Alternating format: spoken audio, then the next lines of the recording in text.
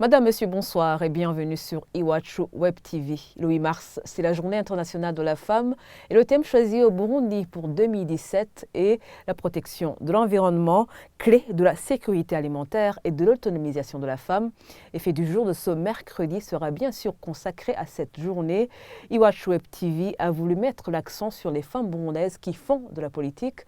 C'est le cas de Nancy Ninette Moutoni. Elle est la chargée de la communication au parti CNDD-FDD. Cette jeune femme dit travailler dans un environnement qui ne la discrimine pas plutôt. Elle peut exprimer ses idées librement. Cette ancienne journaliste précise quand même qu'il a déjà eu affaire à des commentaires plutôt misogynes au cours de sa carrière. Je vous propose de la suivre. Dans différents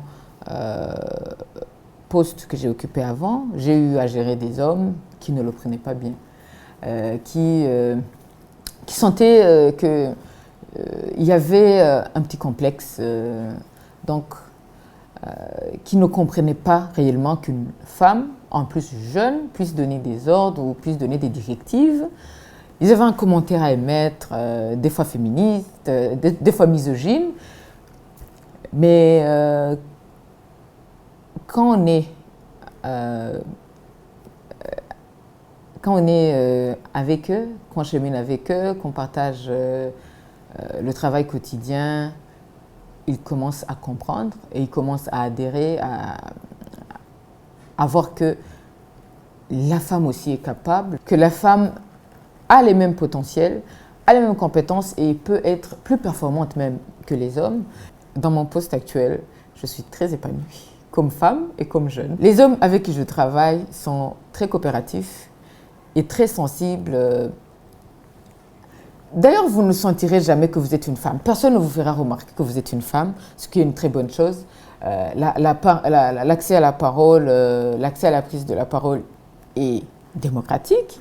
Et donc, qui a la parole a le droit de l'exprimer et exprimer ses idées. Pour Nancy Moutoni, les femmes burundaises doivent profiter des avantages que leur confère la loi burundaise et être présentes dans les sphères de prise de décision. On écoute encore une fois la chargée de la communication au sein du parti au pouvoir, le CNDD-FDD.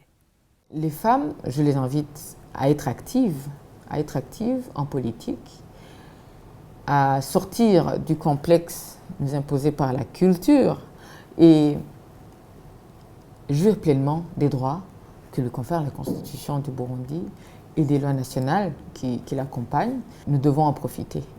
Ce n'est pas donné à tout le monde et si nous l'avons, nous devons le prendre très à cœur et profiter de cela pour que d'autres femmes puissent s'inspirer de nous et jouir et prendre et voir l'impact de notre position dans des sphères de prise de décision. Et ce 8 mars 2017 arrive au moment où, au Burundi, il y a certaines femmes politiques qui ont fui le pays. L'ancienne deuxième vice-présidente de la République, Marina Balamama, en fait partie. Selon elle, c'est très difficile de laisser sa famille derrière et prendre le chemin de l'exil. Elle rappelle qu'il y a des femmes qui ne peuvent pas célébrer cette journée parce qu'elles sont en prison ou dans les camps de réfugiés. Je vous propose de la suivre. Bien sûr, s'engager en politique, c'est prendre des risques.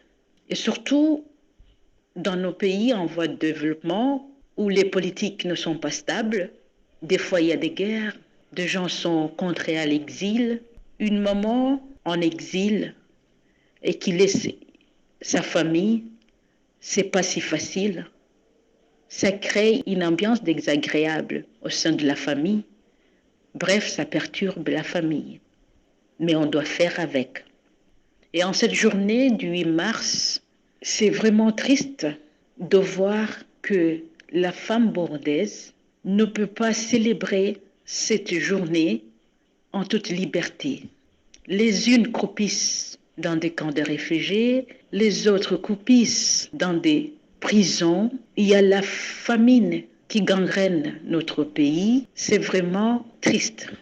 Et avant de terminer ce fait du jour, Iwachu Web TV a voulu rendre hommage aujourd'hui aux femmes qui travaillent au groupe de presse. Iwachu, ce n'est pas seulement les femmes journalistes, il y a celles qui travaillent aussi derrière la scène, comme on le dit. Voyez plutôt cette diapositive réalisée par Rodrigue Mouleko.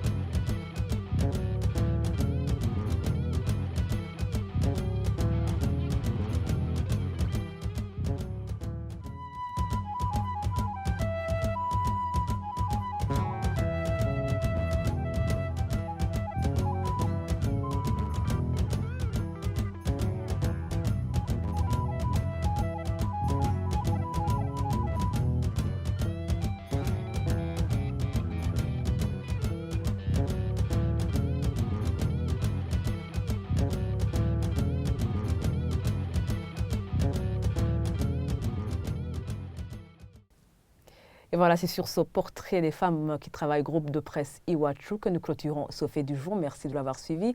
J'en profite pour souhaiter une bonne fête à toutes les femmes du monde entier.